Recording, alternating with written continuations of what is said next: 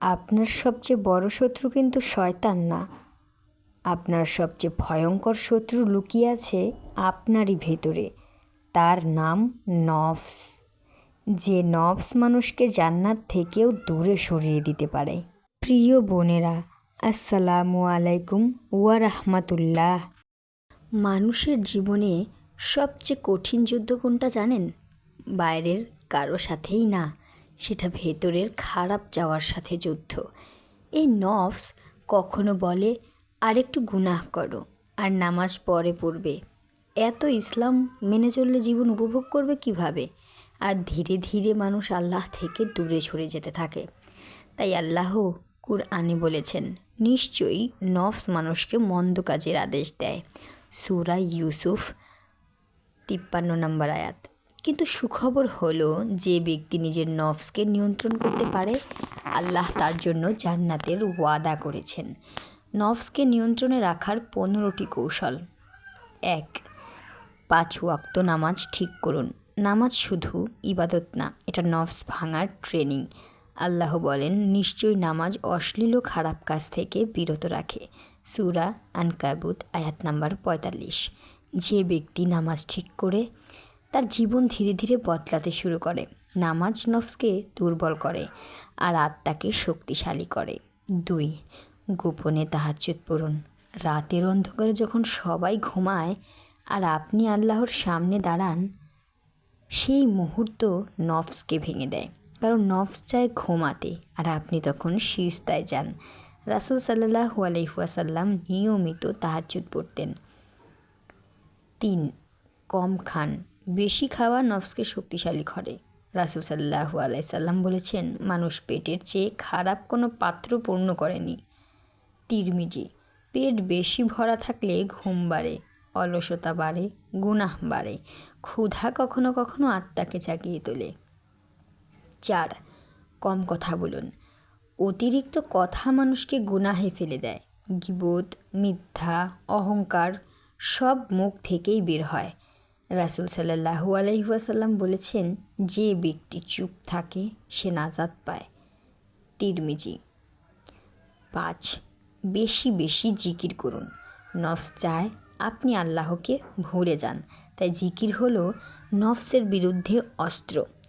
আস্তাগফিরুল্লাহ, লা ইলাহা ইল্লাল্লাহ, এই শব্দগুলো হৃদয় পরিষ্কার করে। 6. চোখকে নিয়ন্ত্রণ করুন। অনেক গুনাহ চোখ থেকেই শুরু হয়। একটা হারাম দৃশ্য, তারপর চিন্তা, তারপর পাপ। আল্লাহ বলেন, মুমিনদের বলুন তারা যেন তাদের দৃষ্টি সংযত রাখে। সূরা নূর আয়াত নাম্বার 30। চোখকে বাঁচাতে পারলে হৃদয়ও বেঁচে যাবে। 7. নেককার বন্ধু বেছে নিন। খারাপ বন্ধু নফসকে শক্তিশালী করে, ভালো বন্ধু আপনাকে জান্নাতের পথে টেনে নেয়। সাহাবীরা এমন বন্ধু ছিলেন যারা একে অপরকে কাঁদিয়ে দিতেন আখিরাতের কথা বলে। 8. একাকী গুনাহের পরিবেশ থেকে দূরে থাকুন। রাত জেগে ফোন ব্যবহার, গোপনে হারাম দেখা, এসব নফসের ফাঁদ। যেখানে গুনাহ সহজ হয় সেই পরিবেশ থেকে দূরে যান। 9. মৃত্যুকে বেশি স্মরণ করুন।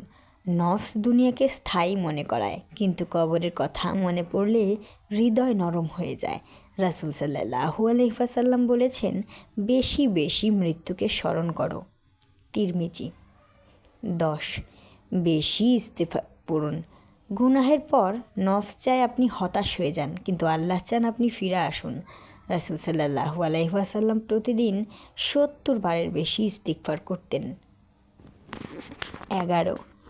অর্থসহ কুরআন পড়ুন। কুরআন নফসকে ভেঙে দেয়, কারণ কুরআন হৃদয়ের সাথে কথা বলে। উমর রাদিয়াল্লাহু তাআলা কুরআনের আয়াত শুনেই বদলে গিয়েছিলেন। 12. গোপনে নেক আমল করুন। মানুষকে দেখানোর জন্য আমল করলে নফস খুশি হয়, কিন্তু গোপনে আমল করলে আত্মা পবিত্র হয়।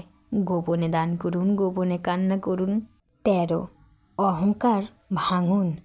নফস সবসময় নিজেকে বড় মনে করতে চায়। শয়তানের পতনের কারণ ছিল অহংকার, তাই বিনয়ী হন। 14. সময়কে মূল্য দিন। অলস মানুষ বেশি গুনাহ করে। খালি সময় নফসের খেলার মাঠ। তাই সময়কে ভালো কাজে ব্যস্ত রাখুন। 15, আল্লাহর কাছে সাহায্য চান। সবচেয়ে গুরুত্বপূর্ণ কৌশল এটি। নিজের শক্তিতে কেউ নফসকে হারাতে পারে না। দোয়া করুন, হে আল্লাহ, আমার নফসকে পরিশুদ্ধ করুন, কারণ হেদায়েত একমাত্র আল্লাহর পক্ষ থেকেই আসে। আপনি যদি নিজের নফসকে হারাতে পারেন তাহলে আপনি সত্যিকারের বিজয়ী। কারণ পৃথিবীর সবচেয়ে বড় জিহাদ হলো নিজের খারাপ চাওয়ার বিরুদ্ধে যুদ্ধ করা। আজ হয়তো আপনি বারবার হেরে যাচ্ছেন, কিন্তু হাল ছাড়বেন না। আল্লাহ আপনার প্রতিটি চেষ্টা দেখছেন। হে আল্লাহ, আমাদের নফসকে পরিশুদ্ধ করুন। হারাম থেকে চোখ ও হৃদয়কে হেফাজত করুন। গুনাহ থেকে বেঁচে থাকার শক্তি দিন। আমাদের অন্তরকে আপনার আনুগত্যের উপর অটল রাখুন। আমিন। ভিডিওটি যদি আপনার হৃদয় স্পর্শ করে থাকে তাহলে শেয়ার করুন। হয়তো এই ভিডিও কারো জীবন বদলে দিতে পারে। আর মুসলিম হয়ে যদি নিজের নফসকে নিয়ন্ত্রণে রাখতে চান তাহলে কমেন্টে লিখুন, হে আল্লাহ, আমার নফসকে নিয়ন্ত্রণ করার শক্তি দিন।